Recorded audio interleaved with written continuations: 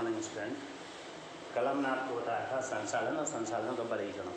अब उस वर्गीकरण को आगे बढ़ाते हुए इन संसाधनों को और कितने भागों में बांटा गया है उसको देखते हैं। कल हमने आपको बताया था उत्पत्ति के संसाधनों का वर्गीकरण 4 भागों में किया गया था। पहला उत्पत्ति के आधार पर, दूसरा समाप्तता के आधार पर, तीसरा स्वामित्व के आधार पर और चौथा विकास के आधार पर। ये 4 संसाधन बताए थे। अब इन संसाधनों का भी वर्गीकरण किया गया है। इन संसाधनों को भी अलग अलग भागों में बांटा गया। जैसे उत्पत्ति मतलब उत्पन्न करने के आधार पर, तो संसाधनों को बांटा गया है 2 भागों में, जैविक संसाधन और अजैविक संसाधन। तो जैव संसाधन जिनमें जीवन पाया जाता है, जैव संसाधन, इसमें मनुष्य, पशुधन जैसे मनुष्य,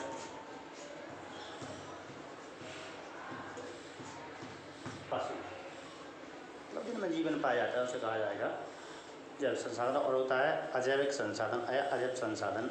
तो ऐसे संसाधन जिनमें जीवन नहीं पाया जाता है उन्हें कहा जाएगा अजैविक संसाधन, जैसे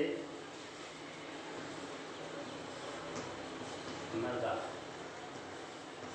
जल इत्यादि। इसके बाद हम आते हैं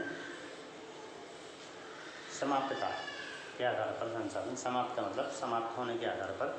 तो इसको 2 भागों में बांटा गया है, नवीनीकरण योग्य और अनवीनीकरण योग्य। मतलब ऐसे संसाधन जिनको हम पुनः प्राप्त कर सकते हैं उन्हें कहा जाएगा नवीनीकरण योग्य, और ऐसे संसाधन जिन्हें हम दोबारा प्राप्त नहीं कर सकते हैं उन्हें कहा जाएगा अनवीनीकरण योग्य संसाधन। जैसे ऊर्जा,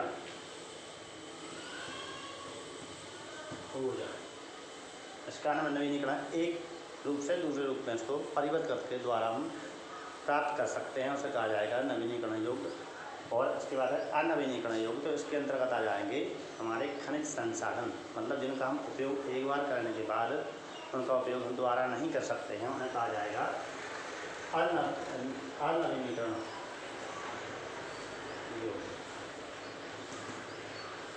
संसाधन। इसके अंदर आया। इसके बाद स्वामित्व के आधार पर संसाधनों को 4 भागों में वर्गीकृत किया गया है, व्यक्तिगत, सामूहिक, राष्ट्रीय और अंतर्राष्ट्रीय।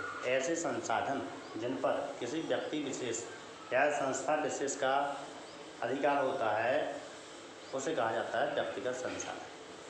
सामूहिक ऐसे संसाधन जिस पर कुछ व्यक्ति या किसी समूह का अधिकार होता है उसे कहा जाता है सामूहिक संसाधन। राष्ट्रीय संसाधन ऐसे संसाधन जिनका उपयोग किसी राष्ट्र विशेष के द्वारा किया जाता है अपने जनमानस के लिए, उसे कहा जाता है राष्ट्रीय संसाधन। और ऐसे संसाधन के ऊपर समस्त विश्व के अधिकांश देशों का अधिकार होता है, उनका उपयोग सभी राष्ट्र बराबर करते हैं, उसे कहा जाता है अंतर्राष्ट्रीय संसाधन। इसके बाद विकास के आधार पर संसाधन। तो विकास के आधार पर संसाधनों को 3 भागों में बांट दिया गया है, संभाव्य संसाधन, विकसित संसाधन और भंडार संसाधन। ऐसे संभाव्य संसाधन वे संसाधन जिनकी संभावना है, जो हमें आगे मिल सकते हैं, जिनका उपयोग हम आगे कर सकते हैं, संभावित संसाधन। विकसित संसाधन ऐसे संसाधन जिनका पता लगाकर अब मानव ने अपनी उपयोगिता के आधार पर उनको विकसित किया और तरह तरह के उनके उपयोग कर रहा है, उसे कहा जाएगा विकसित संसाधन। और ऐसे संसाधन भंडारीय संसाधन के अंदर वे संसाधन आएंगे जिनके बारे में मानव को जानकारी है, उनका भंडारण अभी है, इसका उपयोग मानव भविष्य में अपने फायदे के लिए कर सकता है। ऐसे संसाधनों को कहा जाएगा भंडारण संसाधन।